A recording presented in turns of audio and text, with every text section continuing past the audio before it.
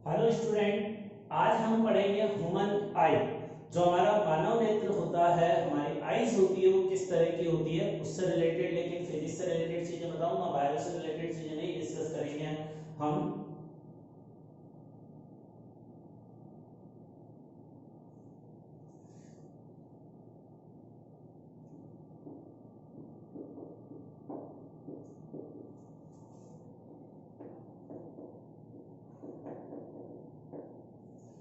आप देखिए, हमारे आई में यहाँ पर एक आई लेंस होता है। आपने देखा होगा ब्लैक कलर की बाउल होती है व्हाइट लिक्विड के अंदर, तो यही आई लेंस है और हमारी आंखों के सामने ऑब्जेक्ट रखा हुआ है।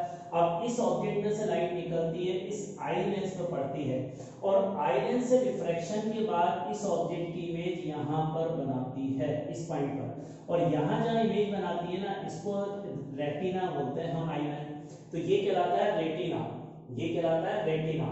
अब रेटिना और आई लेंस के बीच का जो सेपरेशन होता है ना, इन जनरल सभी पर्सन में बराबर होता है और इसकी वैल्यू अराउंड होती है 2.5 सेंटीमीटर के बराबर। ये डिस्टेंस 2.5 सेंटीमीटर के बराबर होती है। अब देखिए, यहाँ पर जो ऑब्जेक्ट है ना हमारे आईज के सामने, रियल ऑब्जेक्ट है और रियल ऑब्जेक्ट की इमेज यहाँ बन रही है और लेंस से रिफ्रैक्शन के बाद लाइट इधर जा रही है, तो यहाँ लाइट एक्चुअल में मिल रही है, तो रियल इमेज है। और ये रेटिना एक तरह से स्क्रीन की तरह काम करती है। स्क्रीन पर जब भी इमेज बनेगी तो रियल ही इमेज बनेगी, तो रियल ऑब्जेक्ट की रियल इमेज यहाँ बनती है।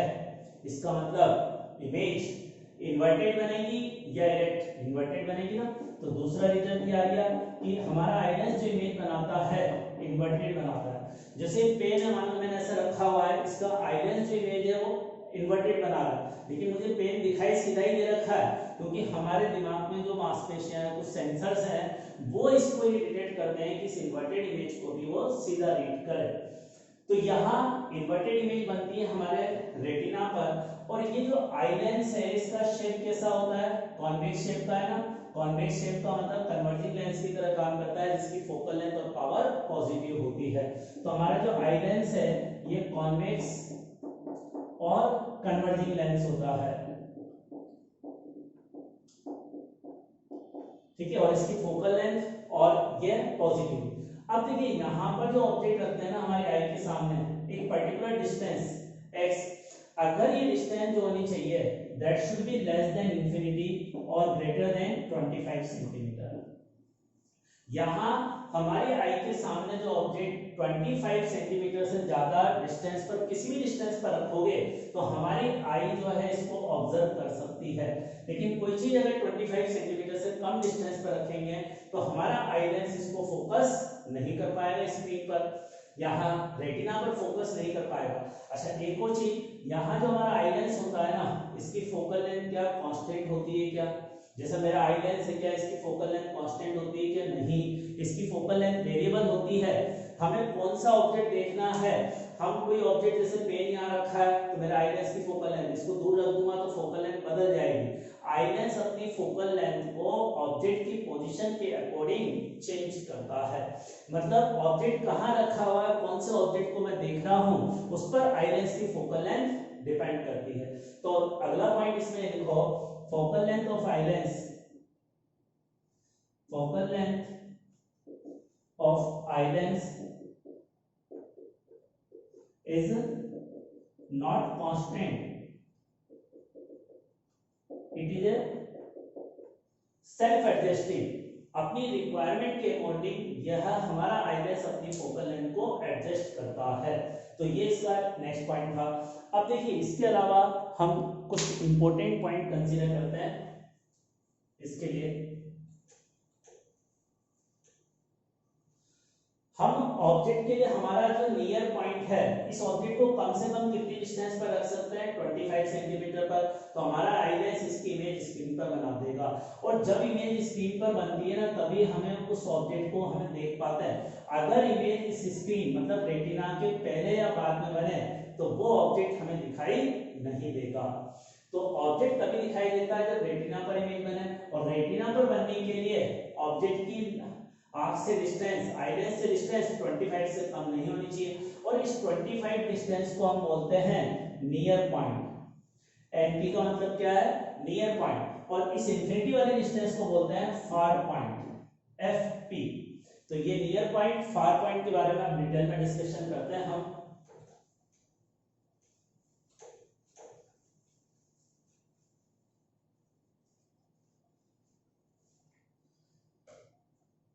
पहला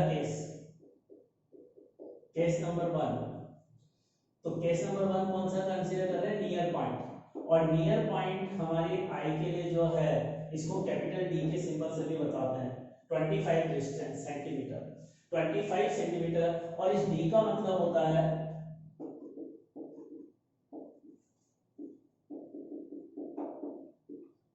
minimum distance for clear vision for normal person. मतलब नॉर्मल पर्सन का मतलब जिसकी आईज नॉर्मल है, कोई खराबी नहीं है, किसी तरह का डिफेक्ट नहीं है, वो पर्सन 25 सेंटीमीटर से पास वाली चीजों को क्लियरली नहीं देख सकता है। ये इसका मतलब हुआ फॉर नॉर्मल पर्सन। तो ये कैपिटल डी की वैल्यू है और ये वैल्यू अपन को याद रखनी है।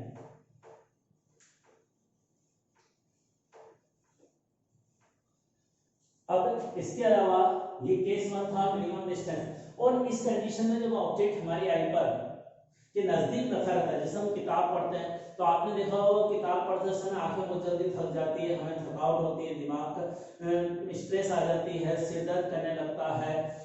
तो इस कंडीशन में हमारी आईज पर रिलैक्स बहुत ज्यादा स्ट्रेस आता है, तो मैक्सिमम स्ट्रेस इस कंडीशन में आता है, तो इसको मैक्सिमम स्ट्रेन कंडीशन भी कहते हैं। मैक्सिमम स्ट्रेन मतलब क्वेश्चन में दे देना कि ऑब्जेक्ट ऐसे रखा हुआ है ताकि हमारी आईज पर मैक्सिमम स्ट्रेस आए, इसका मतलब ऑब्जेक्ट यहाँ नियर पॉइंट पर रखा हुआ है।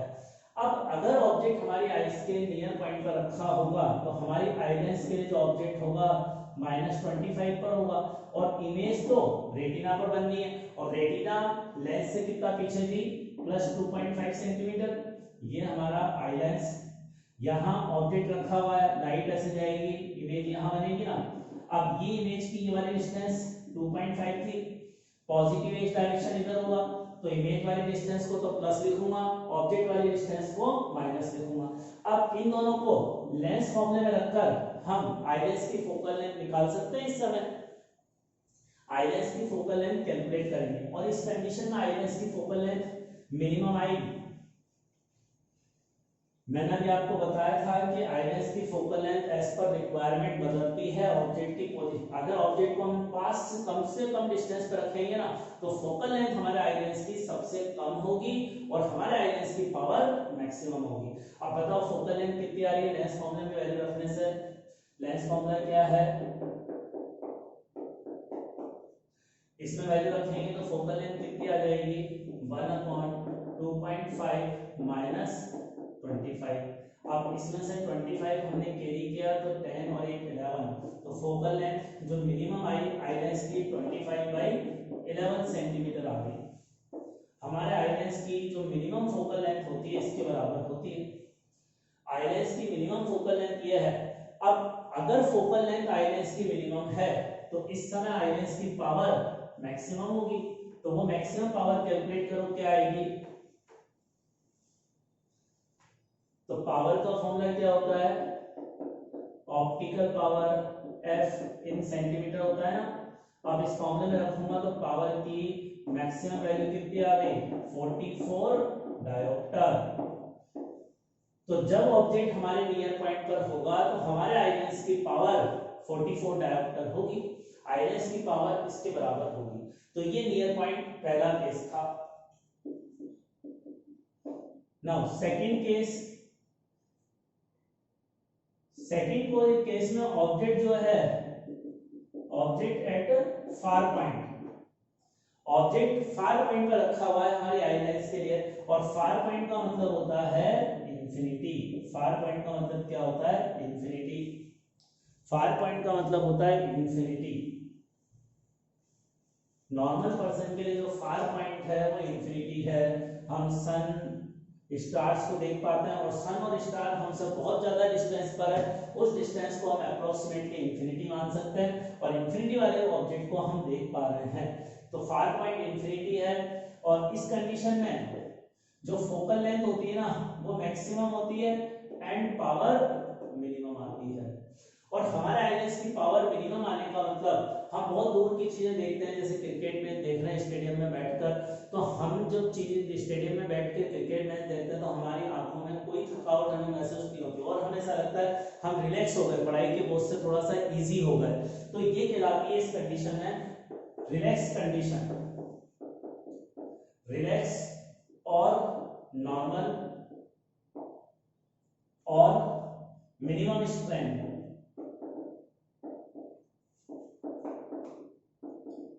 मिनिमम स्ट्रेंथ, तो मिनिमम स्ट्रेंथ कंडीशन है, और कई बार मिनिमम स्ट्रेंथ इस कंडीशन में रहता है, और कई बार क्वेश्चन में ये लिखता है कि कौन सा केस लेना है। क्या क्वेश्चन की लैंग्वेज को पढ़ने से समझ में नहीं आया है कि हमें पहला केस लेना है या दूसरा, और हमें एज्यूम करना पड़े तो ये मान के चलना है कि सेकंड केस है। अगर कुछ नहीं दे रखा तो हमें सेकंड केस लेकर क्वेश्चन सॉल्व करना है। तो इसका दूसरा नाम लिख लो डिफॉल्ट वैल्यू।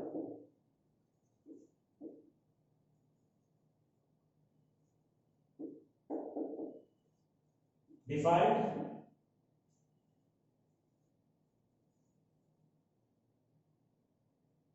डिफॉल्ट वैल्यू, ठीक है। डिफॉल्ट वैल्यू का मतलब क्या है, इस कंडीशन में अगर क्वेश्चन में इंफॉर्मेशन इनकम्प्लीट हो या क्वेश्चन में नहीं दे, इसका मतलब डिफॉल्ट वैल्यू लेनी है।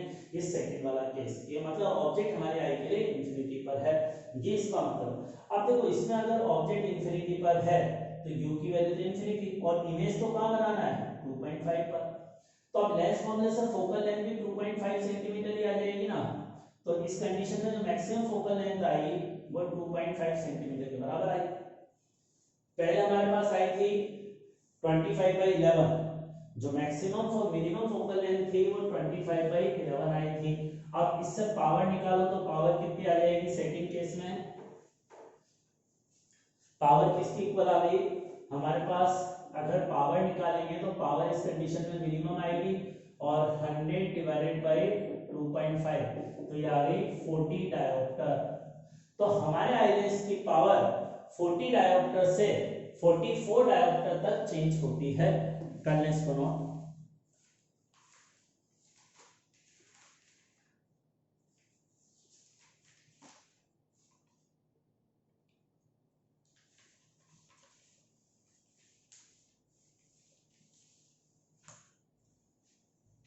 अब देखो हमारी आई में जो अलग अलग टाइप के डिफेक्ट होते हैं उनके बारे में अब हम डिस्कशन करते हैं, अलग अलग टाइप के। देखिए ये दो इंपॉर्टेंट केस है, एक नियर पॉइंट एक फार पॉइंट, इनको अच्छी तरह से याद रखना, आगे टेलीस्कोप माइक्रोस्कोप में भी इनका यूज होगा। तो सबसे पहले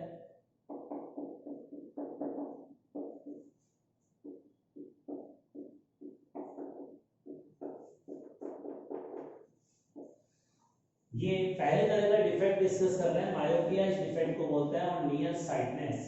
अब इस डिफेक्ट में क्या होता है,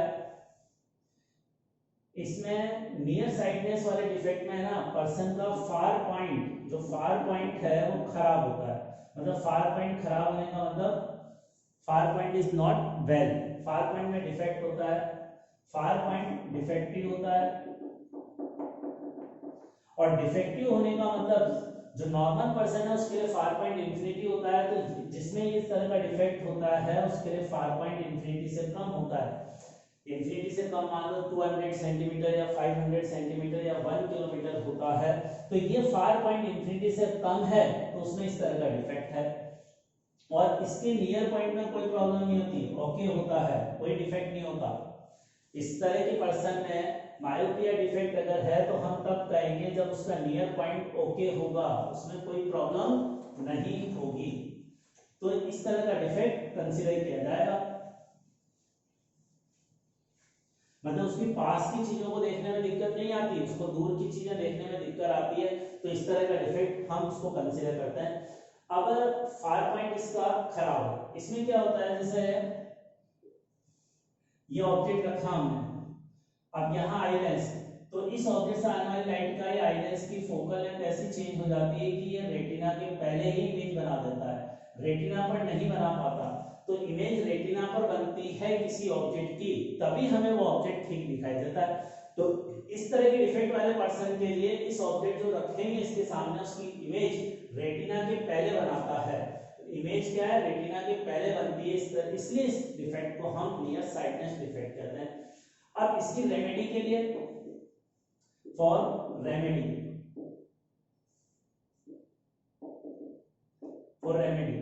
अब इसकी रेमेडी के लिए क्या है, हम कौन सा लेंस यूज करते हैं, कॉन्केव लेंस। जो चश्मा लगाते हैं ना, उस चश्मे में लेंस कौन सा होता है, कॉन्केव लेंस। और कॉन्केव लेंस आप जानते हो किस तरह का होता है, बीच में से पतला, साइडों से मोटा, ये कॉन्केव लेंस का शेप है। कॉन्केव लेंस कुछ इस तरह का होता है। तो इस डिफेक्ट से बचने के लिए, इस डिफेक्ट को दूर करने के लिए जो हमें लेंस यूज करना होता है वो कॉन्केव लेंस। और आप जानते हो कॉन्केव लेंस की फोकल लेंथ नेगेटिव होती है, और फोकल लेंथ नेगेटिव होती है तो इसकी पावर भी नेगेटिव होती है। तो इस तरह का लेंस उसको यूज करना पड़ता है इस डिफेक्ट से दूर करने के लिए।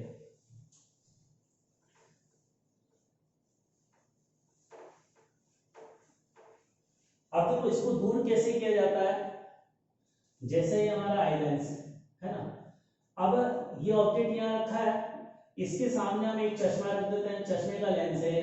अब इस चश्मे के लेंस की फोकल लेंथ मुझे निकालनी है, तो चश्मे का लेंस, आपकी जो ऑब्जेक्ट रखा है ना, ये हमारी आंखों के लेंस के लिए ऑब्जेक्ट नहीं है, इसमें से निकलने वाली लाइट पहले इस लेंस से रिफ्रैक्ट होगी और ये लेंस इस ऑब्जेक्ट की कई इमेज बनाएगा।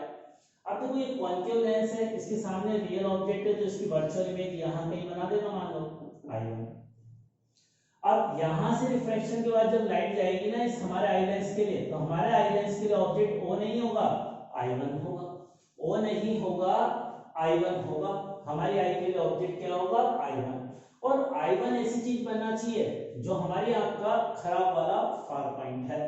अब मैं इस लेंस की फोकल लेंथ को निकालने के लिए एक क्वेश्चन देता हूं। जो चश्मे वाला लेंस है, ये चश्मे वाला लेंस है, इसकी फोकल लेंथ कैसे निकाली जाती है वो हम डिस्कस कर रहे हैं। तो इसके लिए question, if far point is equal to 200 centimetre then calculate focal length and power of lens required. अगर किसी पर्सन का फार पॉइंट 200 सेंटीमीटर है तो उसको किस लेंस की फोकल लेंथ का चश्मा चाहिए और उस लेंस की पावर क्या होनी चाहिए, ये हमारा क्वेश्चन है।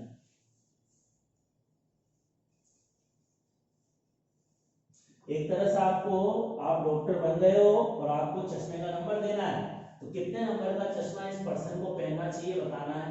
अगर इस पर्सन का फार पॉइंट 200 सेंटीमीटर है, मतलब 200 सेंटीमीटर से ज्यादा डिस्टेंस पर कोई चीज होती है तो वह ये ठीक से नहीं देख सकता, 200 से ज्यादा वाली चीजों को नहीं देख सकता। और नॉर्मल पर्सन क्या है, इंफिनिटी को भी देख लेता है। तो हम चश्मा पहनाकर अगर इसको इंफिनिटी पर चीज दिखाएं तो भी ये देख पाए। अब देखो इसका सॉल्यूशन कैसे करेंगे, तो चश्मे वाले के लेंस के लिए U क्या रखेंगे, इस चश्मे वाले लेंस के लिए तो ऑब्जेक्ट इंफिनिटी पर होना चाहिए, तो इंफिनिटी होना चाहिए। और इमेज कहां बनानी चाहिए, इमेज कहां बनानी चाहिए, जो इसका फार पॉइंट है खराब वाला, तो खराब वाला फार पॉइंट कितना -200 है ना, लेकिन सामने होगा तो -200 लिखेंगे। तो इन जनरल U का मतलब क्या होता है, जो विदाउट डिफेक्ट पॉइंट होता है ना वो लेते हैं। कौन सा पॉइंट लेते हैं, जिसमें डिफेक्ट नहीं होता, और बी वो लेते हैं जिसमें डिफेक्ट होता है, जितना डिफेक्ट होता है। अब U और B आ गए, और वैसे ऑब्जेक्ट अगर इंफिनिटी पर है तो इमेज जहां बन रही है वही तो फोकल लेंथ है। तो अब इस लेंस फॉर्मूले से अगर हम फोकल लेंथ निकालेंगे इसमें वैल्यू रखने से, तो लेंस की फोकल लेंथ कितनी आएगी, -200। और -200 से पावर निकालोगे तो पावर कितनी आ जाएगी, 100/f से पावर कितनी आ रही है इसकी, माइनस का 0.5 डायोप्टर। तो ये चश्मे की पावर, इतने नंबर का चश्मा इस पर्सन को पहनना पड़ेगा अगर ये इंफिनिटी की चीज को ठीक से देखना चाहता है तो। ये इसका मतलब हुआ, क्लियर। नेक्स्ट,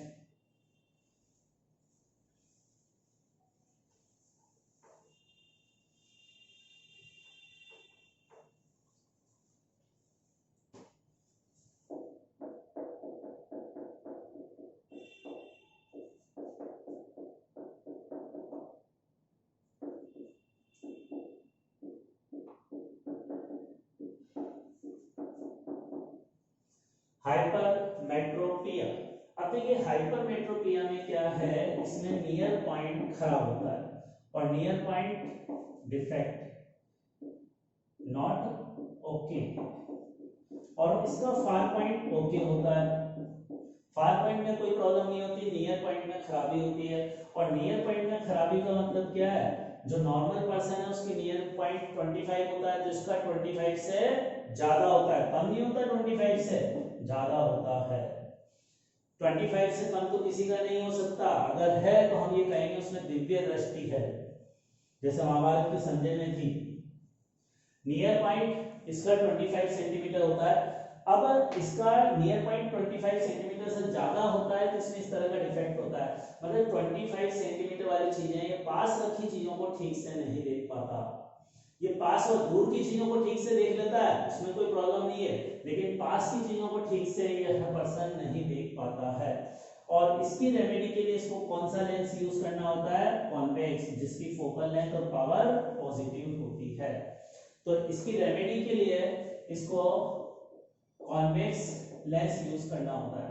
और कॉन्वेक्स लेंस कैसा होता है, जो बीच में से मोटा होता है, साइडों से पतला होता है, इस तरह का लेंस इसको यूज करना होता है। और इसमें अगर बिना लेंस यूज किए और बिना चश्मा लगाए ऑब्जेक्ट को देखता है तो ऑब्जेक्ट की इमेज रेटिना के बाद बनती है, और रेटिना में नहीं बनती, इसलिए इसको बिना चश्मे के ऑब्जेक्ट ठीक से दिखाई नहीं देता। नॉर्मल पर्सन के लिए तो ऑब्जेक्ट यहाँ रखो 25 पर तो रेटिना पर इमेज बन जाती है, लेकिन अगर इसके लिए ऑब्जेक्ट 25 पर रखोगे तो इमेज जो है रेटिना से अवे बनती है। तो अवे बनती है इसलिए फार साइडनेस, और पहले वाले केस में नियर साइडनेस में रेटिना से पहले बनती थी, उसको बोलते थे नियर साइडनेस। तो ये कॉन्वेक्स लेंस और इसका नियर पॉइंट। अब इस पर भी एक क्वेश्चन करें, लिखो एग्जाम्पल। मान लो किसी पर्सन का नियर पॉइंट खराब है और 200 सेंटीमीटर है, पहले फार पॉइंट 200 दे रखा था, उसका नियर पॉइंट मैंने 200 सेंटीमीटर दे दिया, तो उसको जो चश्मा लगाना होगा उसकी फोकल लेंथ और उसकी पावर हमें बतानी क्या होगी। अगर किसी पर्सन का नियर पॉइंट 200 सेंटीमीटर है तो इसको कितने नंबर का चश्मा लगेगा, ये आपको बताना है, ताकि चश्मा लगाने के बाद ये नॉर्मल पर्सन की तरह देखने लग जाए। और नॉर्मल पर्सन कहां तक देख पाता है, 25 सेंटीमीटर तक। तो चश्मा लगने के बाद ये भी 25 सेंटीमीटर तक देखना चाहिए, ये इसका मतलब हुआ। अब सॉल्यूशन, मैंने आपको क्या बताया था, चश्मे वाले लेंस के लिए यू तो कौन सा लेते हैं, सही वाला पॉइंट, अच्छा वाला पॉइंट, और अच्छा वाला नियर पॉइंट कौन सा है, 25। खराब वाला नियर पॉइंट कितना दे रखा है, 200, ये खराब वाला हो गया। क्योंकि हमारा खराब वाला, क्योंकि चश्मा वाला लेंस क्या करेगा, जो 25 पर है ऑब्जेक्ट उसकी इमेज 200 को बना देगा, और 200 को तो हमारा आई लेंस देख लेता है। तो अब इन दोनों को रखकर लेंस की फोकल लेंथ निकाल सकते हैं। तो लेंस की फोकल लेंथ क्या आएगी, 1/b माइनस 1/u। तो b की वैल्यू है हमारे पास माइनस का 200, u की वैल्यू 25।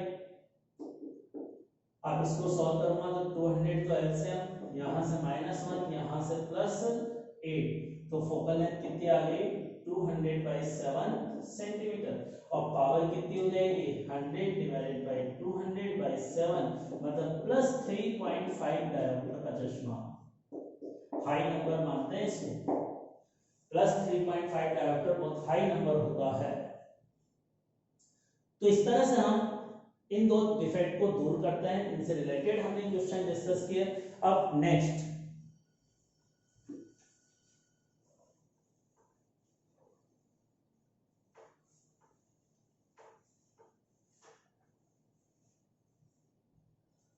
थर्ड केस, प्रेस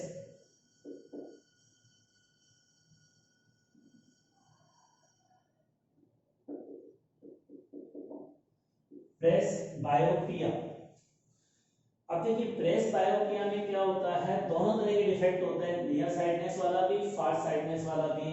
इसका मतलब नियर पॉइंट भी खराब होता है और 25 सेंटीमीटर से ज्यादा होता है। तो इसको दूर करने के लिए, तो इसको नियर पॉइंट को खराब है तो इसको दूर करने के लिए तो इसको कॉन्वेक्स लेंस चाहिए ना, कॉन्वेक्स लेंस चाहिए इसकी रेमेडी के लिए। और फार पॉइंट भी इसका खराब होता है, फार पॉइंट इंफिनिटी से कम होता है, तो फार पॉइंट को दूर करने के लिए इसको कॉन्केव लेंस यूज करना होता है। तो इसको दो चश्मे बनाने होते हैं।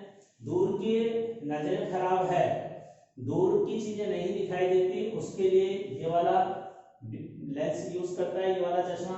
कॉन्केव वाला लेंस भी यूज किया जाता है इसमें, और कॉन्वेक्स लेंस भी यूज करना। इसको दो चश्मे बनाने होते हैं और दोनों की हेल्प से ये इस तरह से देख पाता है ठीक से। तो प्रेस बायोपिया में दोनों तरह के डिफेक्ट होते हैं। या फिर दो चश्मे बनाने की जगह एक ही चश्मे के अंदर, जैसे एक चश्मे का ये है, अब इसमें जो ऊपर वाला हाफ पोर्शन है, देखो हम जनरली जब पास की चीजें देखते हैं, किताब पढ़ते हैं तो हमारी आंखें झुक जाती है ना, तो इस चश्मे के नीचे वाला पोर्शन काम में आता है किताब पढ़ते समय, रीडिंग करते समय ये वाला पोर्शन काम में आता है। और इस वाले पोर्शन में रीडिंग करने का मतलब उसका नियर पॉइंट खराब है, और नियर पॉइंट खराब है तो उसको कौन सा लेंस यूज करना है, कॉन्वेक्स। तो इसका मतलब इस चश्मे में नीचे तो कॉन्वेक्स लेंस लगाते हैं हम, और ऊपर कॉन्केव लेंस लगाते हैं। तो दोनों लेंस का कॉम्बिनेशन लगाकर ये चश्मा बनाया जाता है, तो एक ही चश्मे से काम चल जाता है। या फिर दो अलग अलग चश्मे यूज करें हम, तो उसको हम इस तरह से देख सकते हैं। ठीक है, नेक्स्ट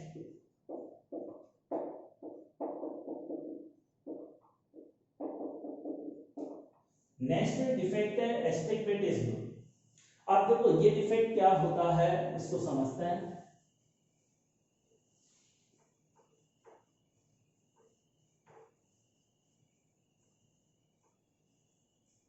एस्टिग्मेटिज्म डिफेक्ट में क्या होता है, इसमें हमारा जो आई लेंस होता है ना, उसका शेप स्फेरिकल होता है। अब क्या होता है, एज के साथ साथ उस स्फेरिकल जो लेंस है उसके कॉर्नर्स कुछ कट जाते हैं। जैसे स्फेरिकल लेंस एग्जैक्टली ऐसे स्फीयर है, लेकिन एज के साथ क्या होता है, डैमेज होते हैं, यहाँ से कुछ कॉर्नर हट गया, यहाँ से कुछ डैमेज हो गया, इस तरह से।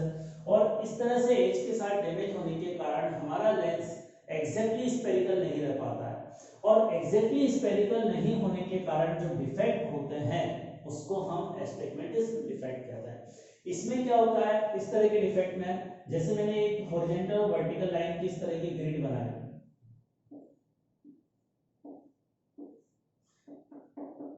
अब इसमें ग्रिड में क्या है, यह हॉरिजॉन्टल और वर्टिकल लाइनों के बीच का सेपरेशन d1 d2 बताया है, और हम ये ग्रिड जो बनाते हैं ना, इसमें d1 d2 बराबर लेते हैं। d1 d2 हमने बराबर लिया, लेकिन अब इस पर्सन को दिखाया अगर इस ग्रिड को जिसमें इस तरह का डिफेक्ट है, ये d1 d2 बराबर होते हुए भी इस पर्सन को बराबर नजर नहीं आएगा। ये d1 d2 डिस्टेंसेस बराबर है एक्चुअल में, लेकिन जिस पर्सन में इस तरह का डिफेक्ट है उसको बराबर नजर नहीं आएगी, या तो हॉरिजॉन्टल ज्यादा नजर आएगी या वर्टिकल ज्यादा नजर आएगी। तो अगर इस तरह का डिफेक्ट आता है एस्टिग्मेटिज्म, तो इस डिफेक्ट को दूर करने के लिए जो हम लेंसेज यूज करते हैं वो सिलेंड्रिकल लेंस यूज करते हैं। इसको दूर करने के लिए कौन से सिलेंड्रिकल लेंसेज यूज किए जाते हैं। इसकी रेमेडी के लिए हम सिलेंड्रिकल लेंसेज यूज करते हैं। अब सिलेंड्रिकल लेंसेज, सिलेंडर तो आप जानते ही हो, उसका पार्ट जो होता है उससे लेंस जो बनते हैं वो सिलेंड्रिकल लेंस होते हैं। पर सिलेंड्रिकल लेंस हमारे सिलेबस में नहीं है, तो इसमें डिटेल में जाने की रिक्वायरमेंट नहीं है। इसके पहले जितने भी मैंने चश्मे के नंबर बताए थे नियर पॉइंट, फार पॉइंटेड के लिए जो हम लेंस यूज करते थे वो स्फेरिकल लेंस होता था, चाहे कॉन्वेक्स लेंस हो चाहे कॉन्केव लेंस हो, वो स्फीयर के पार्ट होते हैं, स्फेरिकल उनका सरफेस होता है। लेकिन यहाँ रेमेडी को दूर करने के लिए हमें कौन से लेंस यूज किए जाते हैं, सिलेंड्रिकल लेंस हमें यूज करने होते हैं। क्लियर? तो ये यहाँ पर इस तरह का डिस्कशन था ह्यूमन आई का, बाकी हम नेक्स्ट क्लास में करेंगे। Thank you.